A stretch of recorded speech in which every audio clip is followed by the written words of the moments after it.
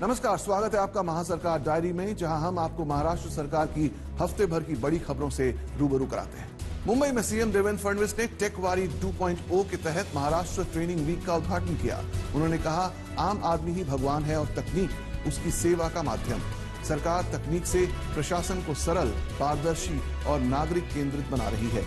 उन्होंने एआई और digital skills पर जोर देते हुए अधिकारियों को लगातार सीखने को कहा। वहीं डिप्टी सीएम सुनेत्रा पवार ने टेकवारी को आधुनिक, सक्षम और नागरिक हितैषी शासन की दिशा में अहम कदम बताया। मुंबई के बीकेसी में सीएम फडणवीस ने महालक्ष्मी सरस 2026 का उद्घाटन किया। उम्मीद अभियान के तहत आयोजित इस मेले में महिला स्वयं सहायता समूहों को बाजार से जोड़ने पर जोर दिया गया। मुख्यमंत्री ने कहा, इससे महिलाओं को रोजगार, आत्मनिर्भरता और आर्थिक सशक्तिकरण मिलेगा। डिजिटल प्लेटफॉर्म पर 1000 उत्पाद ऑनबोर्ड हुए। नर्सरी फंडिंग और वृक्षारोपण से महिलाओं की भागीदारी बढ़ेगी और राज्य के विकास को गति मिलेगी। महाराष्ट्र दिवस पर मुंबई पुणे एक्सप्रेसवे के मिसिंग लिंक प्रोजेक्ट की शुरुआत हुई। सीएम फडणवीस ने इसे सफर को तेज और सुरक्षित बनाने वाला बताया। डिप्टी सीएम एकनाथ शिंदे ने परियोजना को गति देने, समन्वय और इसके समयबद्ध क्रियान्वयन में अहम भूमिका निभाई है। इस कनेक्टिंग लिंक की शुरुआत एक बड़ा इंफ्रास्ट्रक्चर माइलस्टोन है। इसकी एक खास विशेषता दुनिया की सबसे चौड़ी भूमिगत सुरंगों में से एक है, जिसने गिनीज वर्ल्ड रिकॉर्ड भी बनाया है।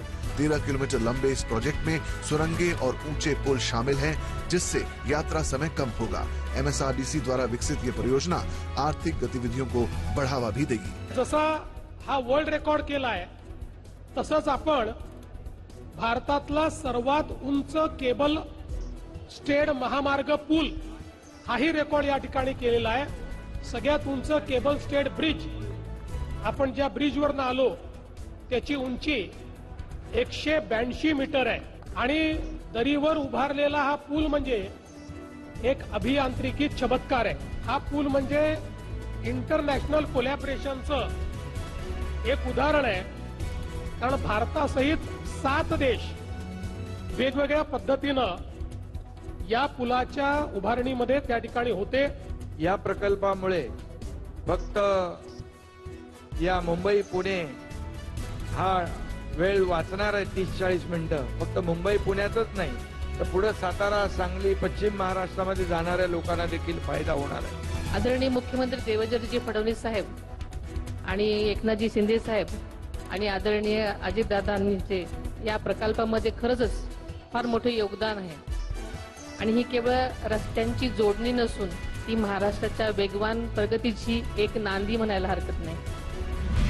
महाराष्ट्र दिवस पर सीएम फडणवीस ने राज्य को देश के विकास का इंजन बताते हुए समावेशी विकास पर जोर दिया। उन्होंने कहा कि महाराष्ट्र $5 ट्रिलियन अर्थव्यवस्था की दिशा में तेजी से बढ़ रहा है।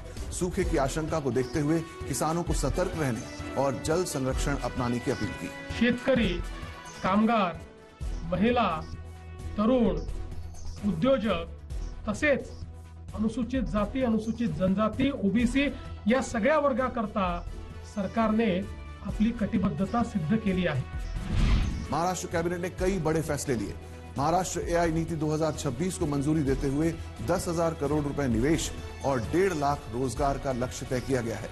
लंदन स्कूल ऑफ इकोनॉमिक्स में डॉक्टर अंबेडकर चेयर व पीएचडी स्कॉलरशिप को मंजूरी मिली। 2047 तक 300 करोड़ वृक्षारोपण के लिए हरित महाराष्ट्र आयोग बनेगा।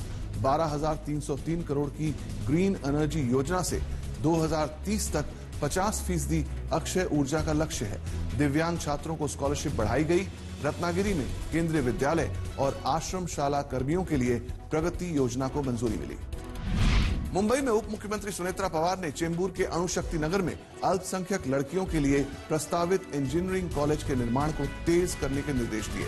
सह्याद्री अतिथि गृह में समीक्षा बैठक में उन्होंने कहा, सरकार अल्पसंख्यक समाज के शिक्षा, कौशल और सशक्तिकरण के लिए प्रतिबद्ध है। जैन अल्पसंख्यक आर्थिक विकास महामंडल के कामकाज को गति देने, पूर्णकालिक एमडी नियुक्त करने और युवाओं को तकनीकी शिक्षा व रोजगार से जोड़ने पर भी उन्होंने जोर दिया। तो ये थे इस हफ्ते के महासरकार डायरी के प्रमुख अपडेट्स। अगले हफ्ते फिर मिलेंगे और भी बड़ी खबरों के साथ। देखते रहिए आज तक।